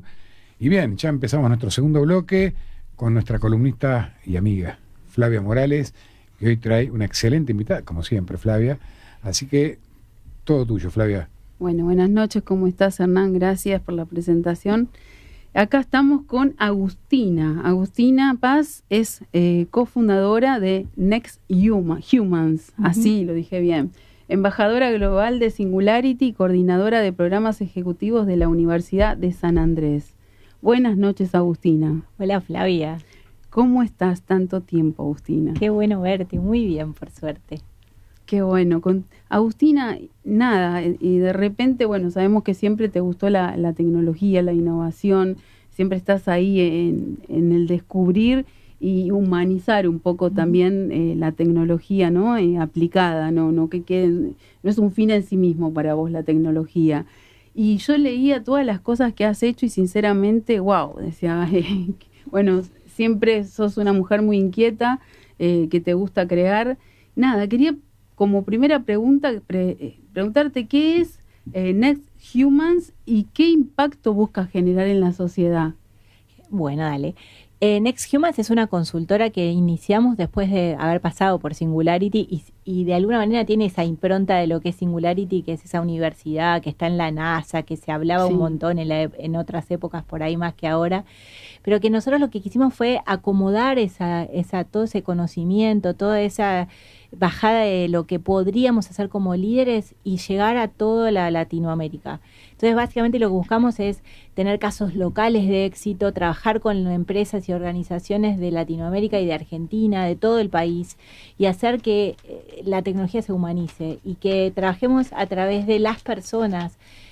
Obviamente entendiendo que llegó la tecnología, cada vez va a ser más exponencial, cada vez van a haber más convergencia entre una tecnología y las otras, y las nuevas, y todo lo que vos sabés, y que vivimos juntas, la escuela, la robótica, cómo se combina con la inteligencia artificial y con todas las otras, biotecnología, la medicina del futuro, pero eso con mucho foco en las personas. Entonces lo que hacemos en Next Humans es trabajar sobre las habilidades que tienen que desarrollarse, las personas tienen que desarrollar capacidades para estar ahí a la altura, y no solo para eso, sino para usar la tecnología para exponenciarse a sí mismos, digamos, que el humano está en el centro, si no la tecnología para mí no tiene ningún sentido. Totalmente, si no está al servicio de la gente, ¿no? Y bueno, la frutilla del postre, Singularity. O sea, yo no creo que haya pasado de moda, tiene su marca y tiene su impronta, y contanos, a ver, no es que vos viajaste a Singularity te convocó. ¿Cómo es eso? En realidad, la primera vez fui representando en el programa que estábamos, por el que me conociste, que tenía que ver con Esteban Bullrich, que creó Infinito por Descubrir, que es el programa en donde queríamos desarrollar habilidades para chicos de todas las edades, en todas las provincias. Llegamos a varias provincias, por suerte, y en ese momento fui a través del ministerio a conocer lo que pasaba en Silicon Valley. Después, cuando me voy, yo dije, yo me quiero quedar, y que tenía la sensación de que si no traíamos algo para que hubiese impacto en Argentina, no tenía ningún sentido. Era como a quedarse e ir a ver lo que pasaba en Silicon Valley y no poder traerlo al país, no tenía ningún sentido. Había que acomodarlo. Y mientras creábamos o relanzábamos el chapter con Fede Marque, con Frei Vivas, con Diego Pereira, que son todos los diferentes referentes que todavía tiene Singularity acá, me convocaron para que fuera a ser mentora del programa que era el Insignia, ¿no? Que es el GSP, que es el programa que hablaba, que lo que hacía era preparar a los proyectos, a los emprendimientos de todo el mundo que ganaban la beca y llegaban para trabajar en sus proyectos. Yo no podía creer, yo cuando empiezo a completar el formulario para que podías completar para ser mentora, nunca pensé que me iban a elegir, pero hay esas cosas que tenés que hacer. Era para por vos. Las dudas. Para mí, era como cuando apareció la invitación a que fuese y estar ahí en Dinamarca, en Silicon Valley y en el medio en Argentina trabajando sobre los casos, yo no podía creer. Y fue un regalazo que tuve para mi carrera, porque a partir de ahí armamos todo lo que vino después. Y tengo una pregunta, ¿en qué cambió tu vida o en qué transformó todo eso que vos ya tenías? ¿Qué giro le dio? ¿Qué mirada? O sea, tu idea era traerlo, bueno, a veces sabemos que traer las cosas de afuera es como que hay que adaptarlas, nuestro país tiene sus particularidades. O sea, ¿qué transformó en vos? Para mí fue espectacular generar impacto. Siempre la idea para mí es generar impacto. Trabajar con los chicos también fue parte de ese proyecto, ¿no? De ese proceso, de ir también a los más chicos, que son el futuro de este país. Ahora, hoy en día yo puedo trabajar con distintas edades y además estoy en la Universidad de San Andrés también en capacitación ejecutiva, pero a mí lo que me cambió fue una mirada en donde las tecnologías tienen que estar al servicio de los grandes desafíos de la humanidad. No lo estoy diciendo como algo utópico, es que si hay millones de personas que tienen problemas, también eso es un buen negocio para las organizaciones y las empresas y los líderes, y esa es la mentalidad de Singularity. Mientras que haya proyectos que involucren a la solución de problemas de millones de personas, además de ser un negocio, generas impacto. ¿Cómo generas impacto? Cada vez las tecnologías van a salir cada vez menos, van a tener facilidad incluso en educación para llegar a cualquier lugar, al medio del Amazonas, al Mato Grosso, a donde querramos ir, digamos. Es la decisión humana. Pero hoy en día las tecnologías que antes salían muchísimo más caras, hoy en día están a la mano. Entonces, lo que yo entiendo y lo que me cambió a mí es que nosotros en Argentina tenemos habilidades desarrolladas justamente por ser argentinos. Tengo una mirada diferente de Argentina también, ¿eh? Siempre es como que nos quejamos de que estamos en el sur, estamos en la última parte del mundo, el fin del mundo. El fin del mundo nos da habilidades y capacidades enormes.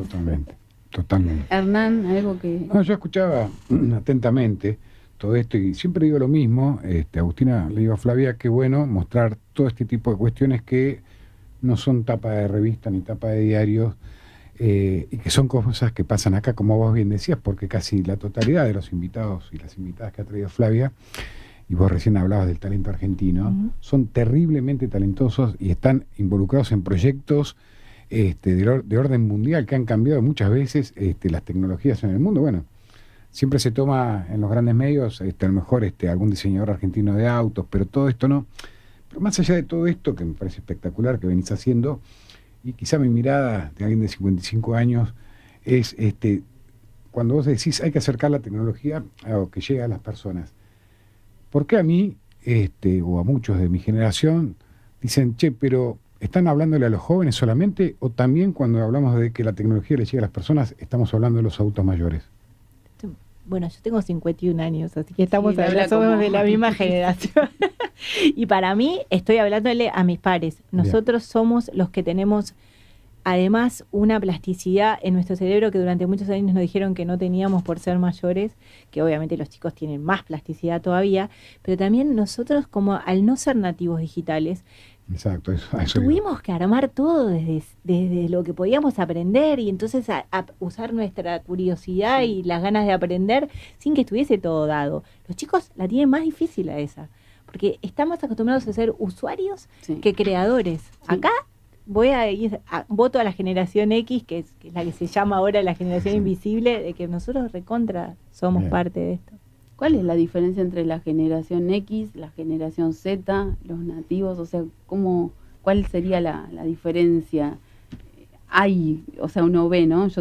Vos también tenés hijos, y el de 28 no consume la tecnología de la misma forma que el de 18. No, claramente, o sea, cada uno va viviendo las cosas que fueron viviendo de acuerdo en su generación, y nosotros de verdad somos la generación invisible, en que somos todo un grupo de gente que tenemos un poder adquisitivo normal, mayor incluso que lo que van a tener nuestros hijos por ahora, y sin embargo no hablan de nosotros. Están los baby boomers, que son los posguerra, después está, a nosotros además lo que nos poníamos la camiseta de las empresas y nos quedábamos.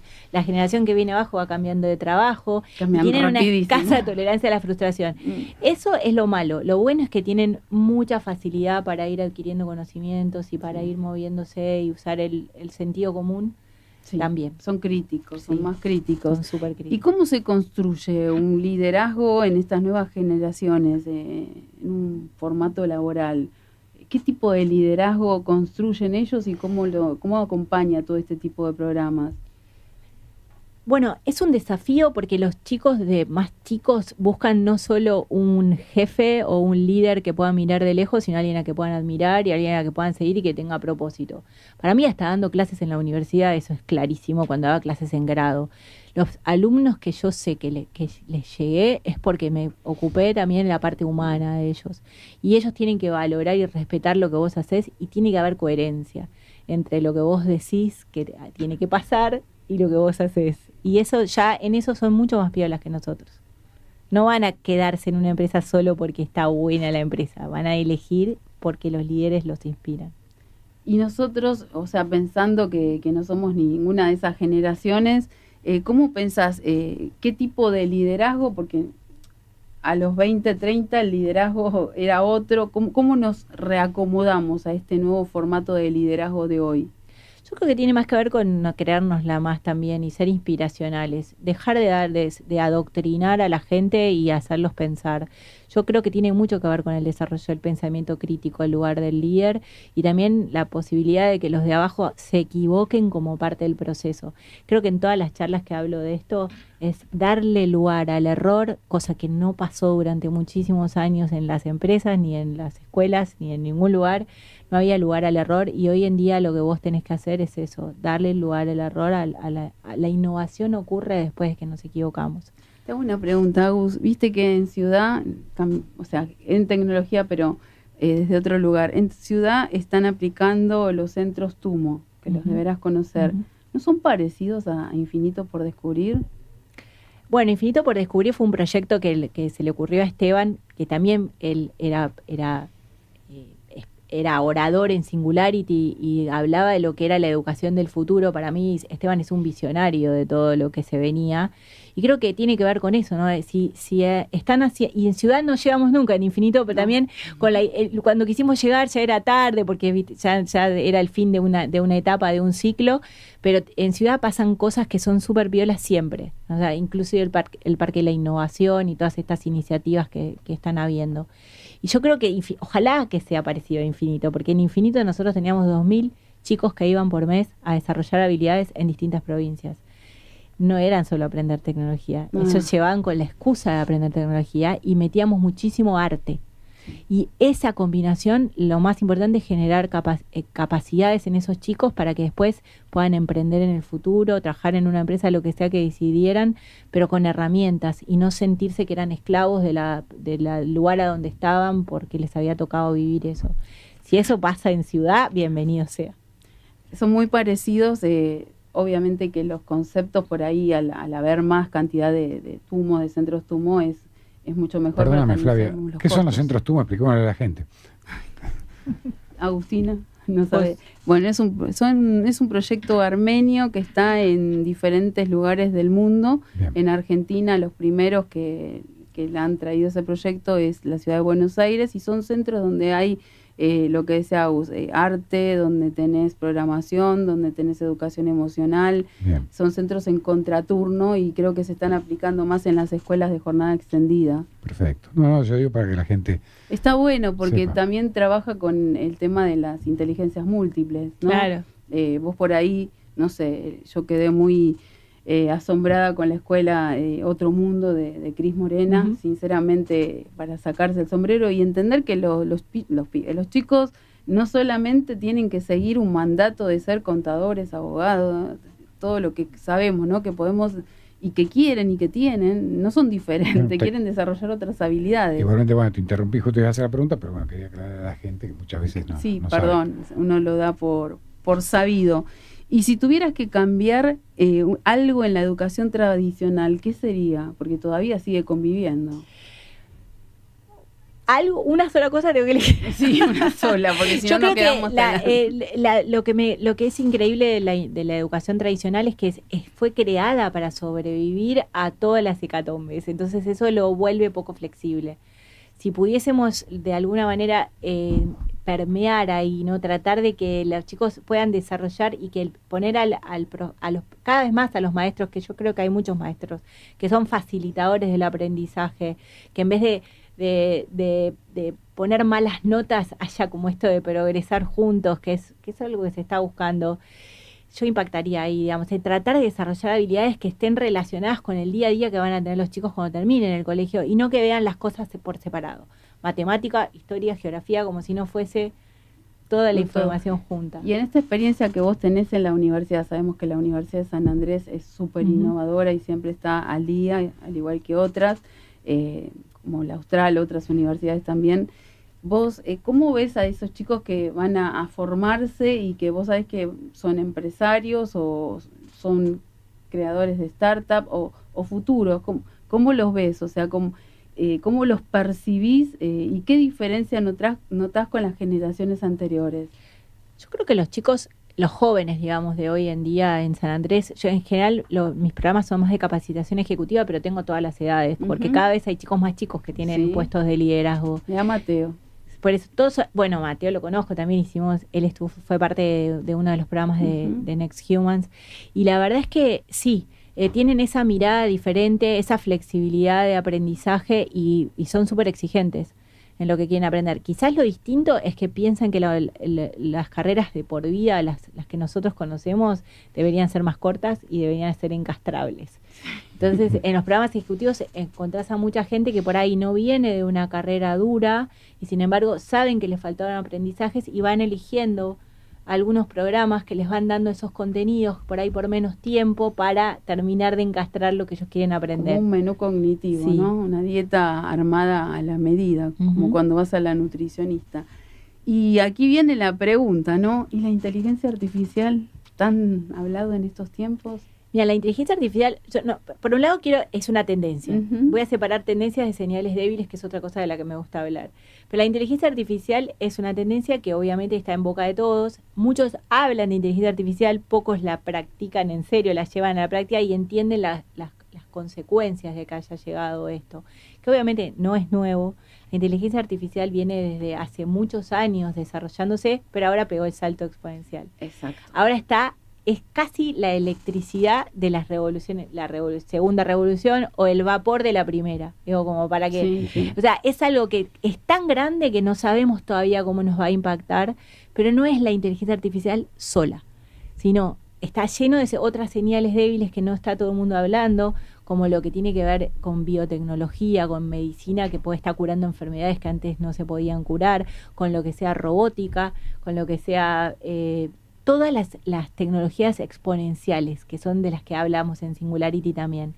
Y es la convergencia de todo eso, es las señales que no son nota de tapa, las que no salen las siguientes porque son las tendencias de las que se habla, como la IA, sino la unión de la inteligencia artificial con todas estas otras tecnologías, la que va a generar un fuerte impacto. El mundo, tal como lo conocemos, es probable que cambie muchísimo.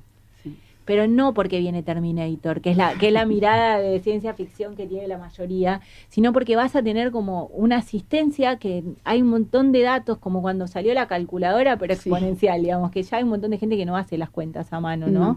No por eso se perdieron capacidades, algunas se van a perder, pero otras tenemos que desarrollar, que son nuevas. Hay gente que le tiene miedo, que tiene temor a la inteligencia artificial, y es gente empresarios, o sea, gente formada. No estamos hablando, y vos te quedás y decís, pero ¿por qué miedo? Eso será por el miedo a salir a la zona de confort, digo. Totalmente. Claro. Y también ese mensaje de que te vas a quedar obsoleto, ¿no? Y vos te vas a quedar obsoleto y va a venir una inteligencia artificial que te va a reemplazar. Yo de verdad pienso que eso como mínimo está muy lejos, y yo no creo que vaya a pasar nunca. Siempre los humanos encontramos la manera de nosotros potenciar las tecnologías que nos acompañan. Y estoy seguro de que un profesional que conoce más de inteligencia artificial va a tener mejores trabajos quizás que uno que no conozca. Claro. Pero todos necesitamos trabajar y seguimos necesitando a los profesionales confiar en el humano. Yo no quiero un robot que me opere. No. Quiero un cirujano que me opere con la ayuda de un robot. Exacto. Y no me va a importar, porque la precisión que tiene el aparato seguramente sea, pero el cirujano también va a querer usar ese aparato que es una tecnología. Y llevándolo a la escuela, ¿no? Antes en la escuela te ponían una mala nota si llevabas la calculadora, después te ponían una mala nota si te la olvidabas. O sea, la inteligencia artificial, ¿cómo atraviesa hoy la escuela? Yo, docente, ¿no? Busco en alguna inteligencia artificial cómo potenciar mi clase. ¿Eso está bien o está mal? Yo creo que sí, porque además la diferencia, igual lo primero que te voy a decir es que casi seguro que lo prohíben primero, porque todas las cosas que primero llegan necesitan regulación, las personas se tienen que acomodar, hay un periodo de aprendizaje. Y lo más fácil es muy probable que lo prohibamos primero, como los celulares cuando llegan a las aulas. En algún momento van a llegar un poco más, y lo que tenemos que entender de nuevo es que lo más importante no va a ser lo técnico, sino el desarrollo de las capacidades que nos vuelvan diferentes a las máquinas. Y ahí es donde la educación puede pegar un salto altísimo. Eso es lo que Esteban veía en su momento, claro, la revolución de las escuelas. Crear algo que fuese... Y defender a los docentes y defender a la escuela como un lugar donde además se crean habilidades, se desarrollan habilidades que entre los pares, que son los chicos, van aprendiendo de la mano de una facilitación. Yo creo que la inteligencia artificial, ya hay de hecho robots de inteligencia artificial en la India, hay una que se hizo famosa ahora, que es como un maniquí, es medio raro, pero que da clases en la India. Digamos, entonces, eso es una señal débil. Si está pasando eso en la India, en algún momento va a llegar a los distintos países. Exacto. Y lo vamos a adoptar. Y bueno, ahí es discutible, ¿no? Da para otro programa, más o menos, ¿no? Pero no va a ser solo es decir, la robot india no está sola. Obviamente está rodeada de docentes, pero están trabajando, digamos, y obviamente si no le hubiesen preparado los algoritmos para que funcione y le hubiesen alimentado todo lo que hicieron, ¿no? A mí un adolescente me contestó, mamá, bueno, ya dije quién es, el secreto de esto está en cómo uno le pregunta, porque seguimos siendo nosotros los que controlamos. Totalmente. Lo más importante es Porque las preguntas que buscando un error de un algoritmo. Me dice, Sí. estoy buscando en qué me equivoqué porque no lo encuentro y no tengo al profesor al lado. Totalmente. Y y bien usado además, potencia. Me quedé callada. Bueno, tenemos que ir ya despidiendo, pero siempre nos quedamos con ganas de seguir y seguir. Yo le quería preguntar, pero bueno, lo dejo para otra oportunidad. ¿Qué hubiera significado que la inteligencia artificial que se use tanto como ahora en época de pandemia? ¿Cuánto habría ayudado? Qué buena pregunta. Y la verdad es que no sé, porque yo creo que la inteligencia artificial tuvo su tiempo de maduración en la pandemia y recién ahí es que llegó a nosotros, pero todo el uso de la tecnología y el aprendizaje de los humanos que estuvimos de golpe encerrados permitió que pegáramos saltos exponenciales y que hoy en día esté la inteligencia artificial acá. Yo lo respondí. El que sabe, sabe, ¿no? Es una genia. Muchas gracias, Agustina, por venir. No, un gustazo. Físicamente sabemos que por ahí es un horario complicado, que también sos mamá, pero te agradecemos. No, muchísimas gracias a ustedes, un gustazo estar acá. No, muchas gracias, Agustina. Bueno, muy bien, Flavia, como siempre. Esto que es interesante, y quiero acotar que la otra vez teníamos una discusión si era un programa político. ¿Qué clase de programa? Yo decía que no, que es muy interesante porque nosotros después tenemos la evolución de la gente, que muchas veces se puede enganchar porque está politizada y de pronto se engancha con todos estos temas que, vuelvo a repetir, no son portada, y la verdad que con Flavia, y me consta, siempre le ha dado una importancia muy grande a la educación y a resaltar todos los jóvenes y todos los innovadores que tenemos en nuestro país. Así que muy buena entrevista, gracias Agustina. Y bueno, pasamos al otro bloque, Flavia. Vamos al otro bloque entonces, vamos a una breve pausa y ya volvemos con más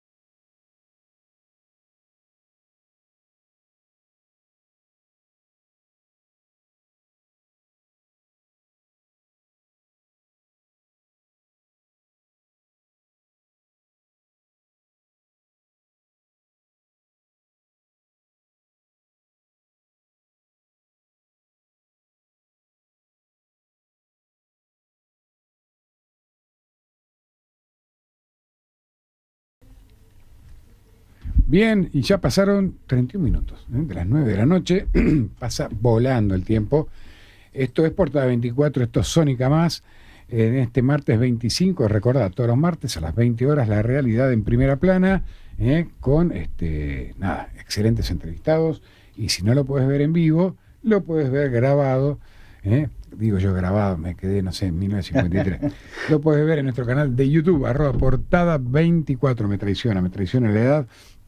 Y bien, ya entramos en el último bloque de Portada 24 con un invitado que trae Juan de Dios. Contanos un poco, hasta que lo tengamos para salir al aire, de quién se trata, Juan, y de dónde está saliendo. Sí, estamos hablando de Alexander Slipchak, que es el coordinador del programa de cooperación para España y Latinoamérica o América Latina del Transatlantic Dialogue, que es una ONG, una especie de think tank en realidad, ucraniano, y estamos emitiendo desde Kiev, ¿no? Desde la capital de Ucrania, así que bien. Allí son 5 horas de diferencia, así que son las 2 y pico de la mañana.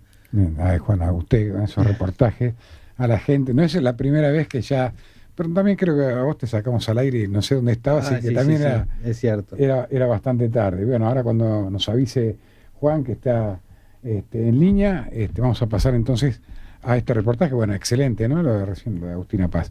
Muy bien, Bueno, ya estamos. Perfecto. Tuyo, Juan. Alexander, ¿cómo estás? Muchísimas gracias por acompañarnos hoy. Gracias por preguntarme, un gusto siempre. Bueno, maravilloso, te cuento, aquí estamos con Hernán Berizo, que ha sido diputado nacional y que también siempre ha estado involucrado en los temas internacionales, así que esperamos escucharte, y sobre todo nuestra audiencia es muy importante conocer qué está ocurriendo en Ucrania. Sé que allá se viven momentos difíciles desde el 24 de febrero del 2022, que el país ha sido invadido por la Federación Rusa, con bajas no solamente del ejército, sino además fundamentalmente con muchas violaciones a derechos humanos por parte de los rusos sobre población civil, bombardeos, torturas, bueno, de todo. La verdad que me solidarizo con Ucrania, y además esta introducción hago simplemente para contarte que creo que son un pueblo que le está dando un ejemplo al mundo, y que por supuesto requieren la solidaridad y el apoyo de todos. Así que, Alexander, contanos por favor qué está ocurriendo, y queremos saber sobre todo si es posible lograr la paz y qué tipo de paz en Ucrania.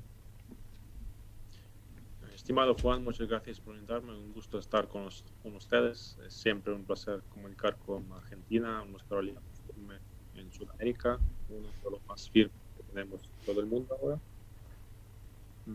En Ucrania están pasando ahora procesos claves que van a tener consecuencias a largo plazo.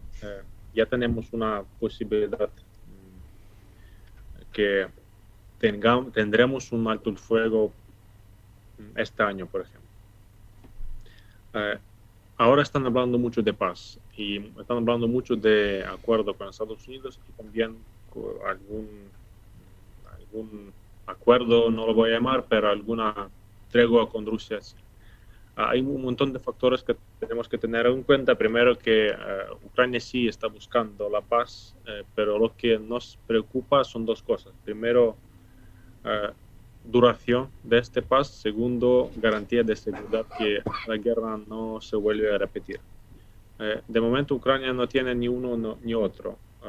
Lo que la comunidad internacional está pensando que es posible como paz duradera, no es posible en práctica, porque una paz a largo plazo significa que Rusia no va a querer invadirnos otra vez. De momento Rusia está interesada en una tregua, un alto el fuego, y Moscú está vendiendo este relato muy activamente a Estados Unidos, a la administración de Donald Trump. Y el problema de los norteamericanos es que Estados Unidos quieren una solución rápida y fácil, que no es posible en este caso. Entonces, ¿qué tenemos? Que nos van a empujar a alcanzar un alto el fuego, una tregua con Rusia, como si fuera un fin de la guerra, una paz en Europa del Este, un logro significativo para Donald Trump y para el equipo de Estados Unidos. Hay un riesgo altísimo que eso va a durar unos años, unos por ejemplo, 3, 4, 5 años, después Rusia nos va a atacar otra vez. Otra cosa es la garantía de seguridad que debería tener Ucrania en cambio de un acuerdo o alto el fuego. De momento no existe esta garantía de seguridad. Nos han demostrado claramente que entrada de Ucrania a la OTAN es imposible. Entonces, cualquier otro acuerdo bilateral con los aliados no puede ser una garantía de seguridad, porque esto va a ser violado por Rusia bastante rápido. Las tropas europeas en el territorio ucraniano, en el estatus de pacificadores, tampoco sirve como una garantía de seguridad, porque estas tropas no van a tener en teoría respaldo de la OTAN y van a ser como unas brigadas de peacekeepers, de pacificadores que deberían vigilar el estado de alto el fuego. Al final, si Rusia ataca estas tropas francesas, inglesas, alemanas, lo que sea, lo único que van a hacer es retirarse. Y yo dudo mucho que algún ejército internacional va a de verdad responder contra los rusos. Al final, la única garantía de verdad viable es las Fuerzas Armadas de Ucrania y lamentablemente la OTAN, pero la OTAN no está dispuesta a tomar una decisión difícil para que Ucrania forme parte de la OTAN. ¿La OTAN o los Estados Unidos? La OTAN. Okay. Porque Estados Unidos sí es un elemento clave de la OTAN, pero en Europa hay aliados que están a favor para que Ucrania entre a la OTAN y hay algunos que están en contra. Y al final no hay unidad. Ok. Hernán, por favor, si quieres hacer una pregunta. Te quiero preguntar, Alexander, tal vez parece un tema de coyuntura, pero ¿qué pensás de los países que se abstuvieron con respecto a la votación vinculada al inmediato retiro de las tropas rusas de territorio ucraniano? ¿Tenés una opinión sobre eso? ¿Por qué? ¿Qué es lo que está ocurriendo con estos cambios?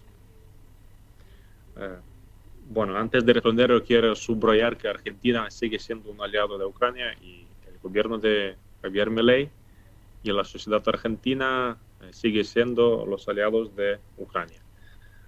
El hecho de que Argentina se abstuvo en las Naciones Unidas, nosotros como Ucrania respetamos los intereses de política exterior de Argentina.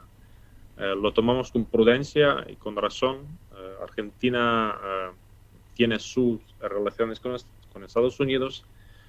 Argentina, a partir del inicio de la invasión, sí apoyó la retirada de tropas rusas desde Ucrania y nunca cambió esta decisión. Incluso su presidente anterior, que fue, digamos, no fue aliado de Ucrania, y la administración actual, el gobierno actual de Argentina sí es aliado de Ucrania. Entonces,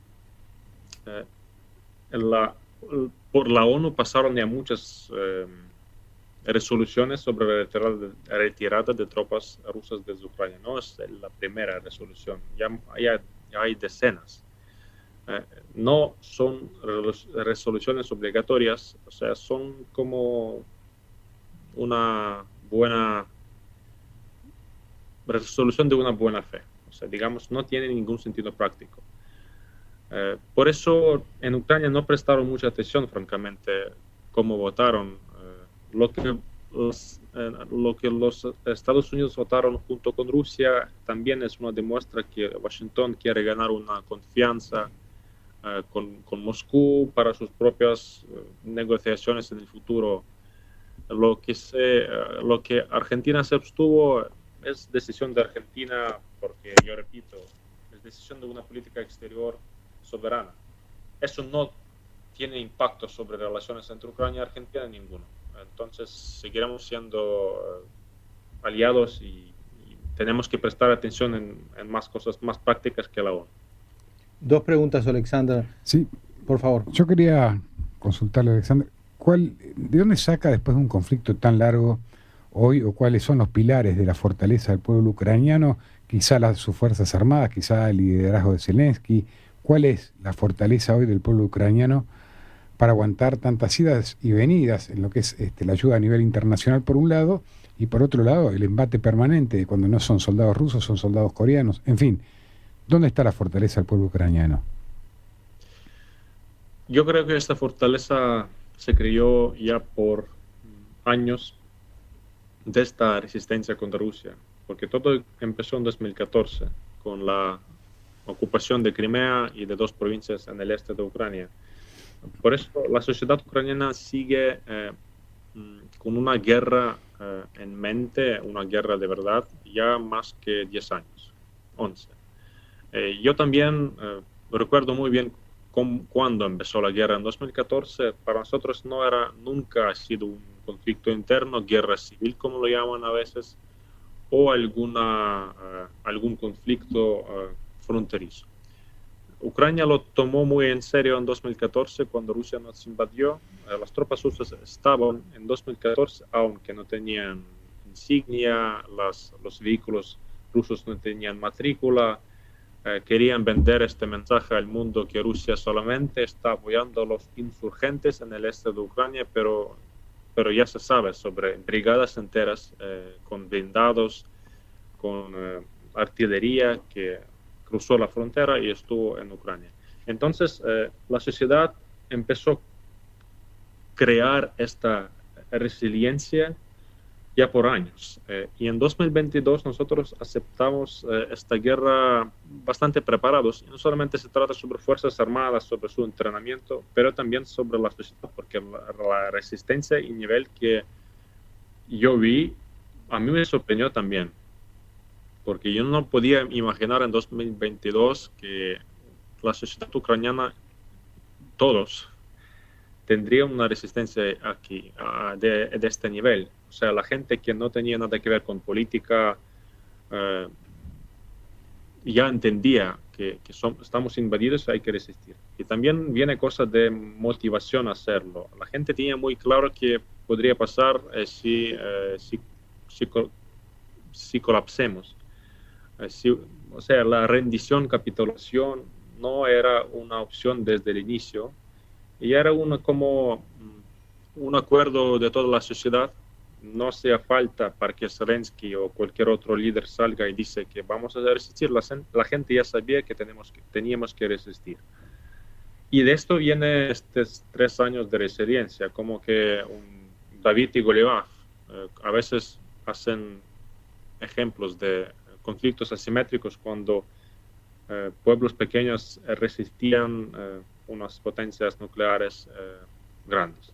Entonces, nuestro primer aliado es nuestra motivación, y esto de verdad te ayuda bastante. Alexander, voy a tomar lo que te acaba de preguntar Hernán.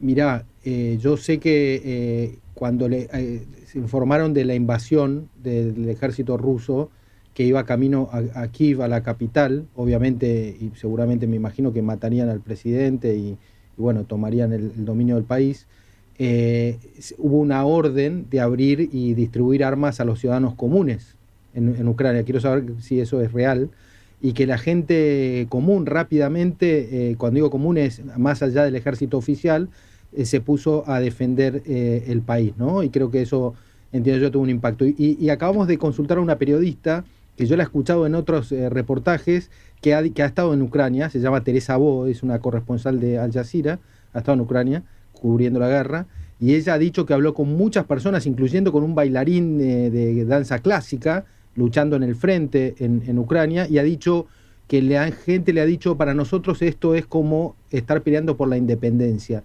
Digo esto porque para los argentinos, imaginemos, no sé, las invasiones inglesas, 1806, 1807, las 2 invasiones, o las guerras de la independencia, ¿no? ¿Es efectivamente así lo que estamos diciendo? Nadie imaginó que Ucrania iba a lograr, digamos, esto, ¿no? Sí, es totalmente de verdad, porque en el inicio de la guerra el gobierno tomó varias decisiones. Primero es establecer defensa territorial, que es las tropas, digamos, paramilitares construidas por civiles y manejadas por los militares. Y si repartían armamento, yo recuerdo que en la capital era una decisión casi desesperada. en mi barrio repartían las ametralladoras entre gente.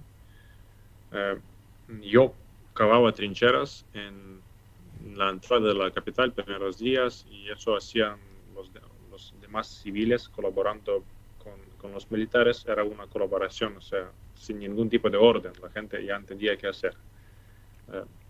Como parte de esta resistencia totalmente, que la sociedad se juntó al gobierno, y me alegro que en un momento tan dramático el gobierno tenía toda la responsabilidad de tomar las decisiones tan difíciles como repartir armamento entre los civiles. Y ahora, a tu segunda parte de tu pregunta, Juan, ¿me puedes repetir, por favor? No, y la otra cuestión la otra cuestión era si esto era como luchar por una nueva independencia. Correcto, sí. Esto, desde el inicio, tú no te das cuenta de lo que está pasando. Como que para nosotros era una segunda etapa de la invasión rusa. Ya teníamos claro que no quieren para que Ucrania sea parte del occidente.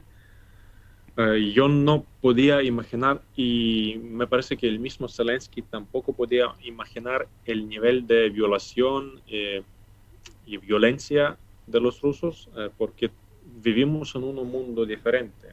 Cuando ocuparon Bucha y Irpin, eso era el primer golpe, de verdad, para todos, porque nos tomábamos a los rusos como que sí son invasores, pero no son tan locos, hasta el nivel de los animales que van a ejecutar civiles en la calle o provocar fosas comunes, digamos.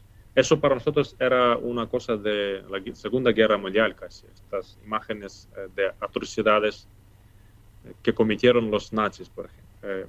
Y cuando ocuparon Bucha, mucha gente se dio cuenta que eso es para nada divertido. Eso es una guerra, una invasión, pero el nivel de crueldad es poco humano. Es de nivel de animales.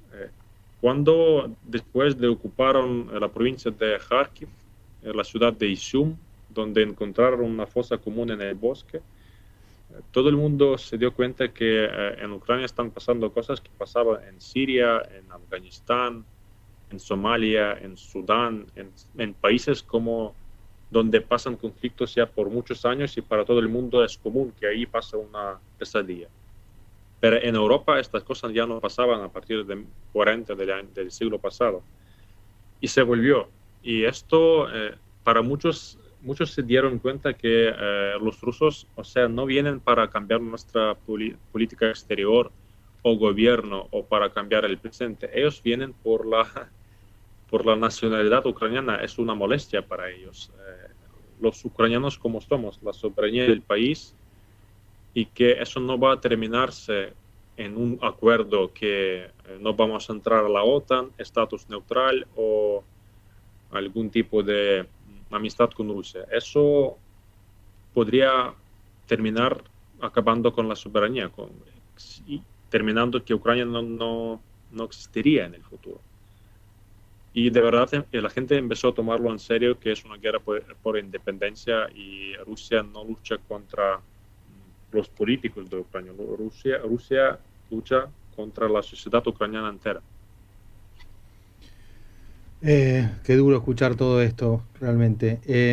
Alexander, nos quedan pocos minutos. Nos gustaría escucharte si es que ustedes tienen un análisis oficial de cuál es la salida de este conflicto. Yo entiendo que ha cambiado, que la propuesta de paz ucraniana, y con el apoyo del europeo sobre todo, de muchos países europeos, hoy está de alguna manera cruzada por Donald Trump y su propuesta, ¿no? Pero ¿qué nos puedes decir como esto? Y bueno, dejamos que nos expliques para después ir cerrando. Hay un montón de factores también. Todos los bandos quieren alcanzar un alto el fuego y para que esté estable. Yo creo que el final de esta guerra es un alto el fuego, una tregua y no acuerdo bilateral con Rusia. O si alcanzamos este acuerdo, este alto el fuego, Ucrania tendrá que buscar la manera para aguantarlo y para tener alguna garantía de seguridad. Lo que puede pasar, me parece que las tropas europeas sí van a entrar al territorio ucraniano, van a estar en algunos lugares ciertos en el este y en el sur para que Rusia piense dos veces antes de atacarnos otra vez. Lo que después vamos a tener es una ayuda financiera importante. Van a confiscar los recursos rusos en el occidente para que Ucrania tenga recursos para reconstruir su infraestructura. Eso vamos a tener a corto plazo. A largo plazo, Rusia va a prepararse para una segunda invasión. El occidente tendrá que, de alguna manera, hacer Rusia no invadirnos otra vez, y tendremos un conflicto con Rusia a largo plazo, ya por décadas, con una violación constante de este alto el fuego. No habrá paz estable en Europa del Este por años adelante, así que tenemos que tenerlo en cuenta, que mientras Vladimir Putin está en poder, este alto el fuego en Ucrania va a ser violado. Pero los primeros pasos vamos a hacer, y Volodymyr Zelensky va a viajar a Washington el 28 de febrero, en 2 días, y eso va a ser una cosa ya más clara y más decisiva. Excelente, no, clarísimo. Alexander, yo te mando un fuerte abrazo, sí. Ojalá que nos visites en Buenos Aires también pronto, y bueno, mucha fuerza, y realmente son un ejemplo desde mi punto de vista para el mundo. Totalmente, ¿no? Totalmente. Gracias, nos vemos en Buenos Aires en 1 mes y medio.